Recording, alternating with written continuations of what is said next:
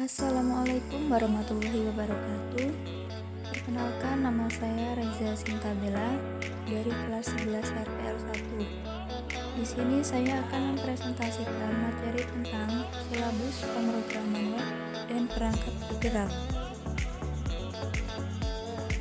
Kompetensi dasar yang akan dipelajari adalah memahami konsep teknologi aplikasi web, menerapkan format teks pada halaman web, menerapkan format tabel pada halaman web, menerapkan tampilan format multimedia pada halaman web, menerapkan format kaitan pada halaman web.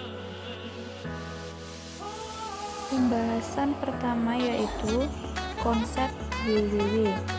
World Wide Web atau WWW adalah suatu informasi di internet yang digunakan oleh pengenal global yang disebut dengan pengidentifikasi sumber ragam atau URI untuk mengenal sumber daya berguna. WWW sering dianggap sama dengan internet secara keseluruhan, walaupun sebenarnya ia hanyalah bagian daripada internet.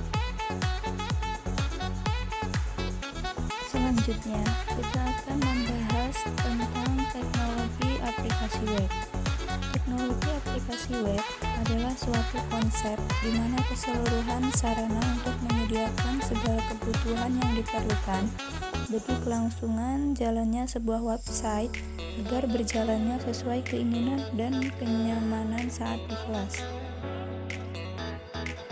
Macam-macam web browser, yaitu Google, Mozilla Firefox, Google Chrome, Opera, dan masih banyak lagi. Sekarang kita akan membahas konsep web server.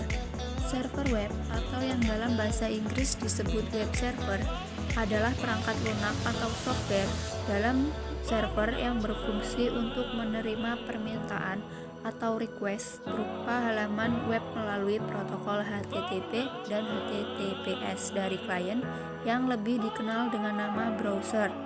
Kemudian, mengirimkan kembali atau respon hasil permintaan tersebut ke dalam bentuk halaman-halaman web yang pada umumnya terbentuk dokumen HTML.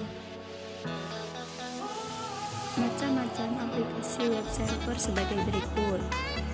Apache web server Netspeed, web server Nix, web server Microsoft DES. Selanjutnya, tentang macam-macam editor teks, yaitu Sublime Text, Visual Code Studio, Notepad++, dan yang terakhir, Vim. Struktur dasar HTML. Struktur dasar HTML ini biasanya selalu ada dalam setiap file HTML. Penulisan struktur dasar HTML juga harus berurutan untuk mengikuti standar struktur HTML yang ada. Struktur dasar HTML terdiri dari beberapa tag-tag HTML. Setiap tag HTML bisa memiliki tag pembuka dan penutup, tapi ada juga yang tidak memiliki penutup. Nah, selanjutnya kita akan membahas tentang HTML, heads, title, body. 1. Elemen HTML menyatakan pada browser bahwa dokumen web yang digunakan adalah HTML. 2. Elemen head. Elemen head merupakan kepala dokumen HTML. Yang ketiga, elemen title. Elemen title merupakan judul dari dokumen HTML yang ditampilkan pada judul jendela browser. Yang keempat, elemen body. Elemen body untuk menampilkan isi dokumen HTML. Konsep tampilan multimedia dalam HTML. Yang pertama, menambahkan gambar. Untuk menambahkan gambar pada HTML, kita dapat menggunakan elemen img. Elemen img sendiri merupakan elemen yang bersifat self-contained, yaitu tidak memiliki tag penutup. Yang kedua, menambahkan audio. HTML juga memiliki fitur untuk menambahkan pemutar suara atau audio pada dokumen web. Elemen audio digunakan untuk tujuan ini, dan sama seperti elemen ing, kita memberikan nilai tempat penyimpanan file audio melalui atribut search. Tetapi berbeda dengan ing, elemen audio memiliki tag penutup. Dan yang ketiga, menambahkan video.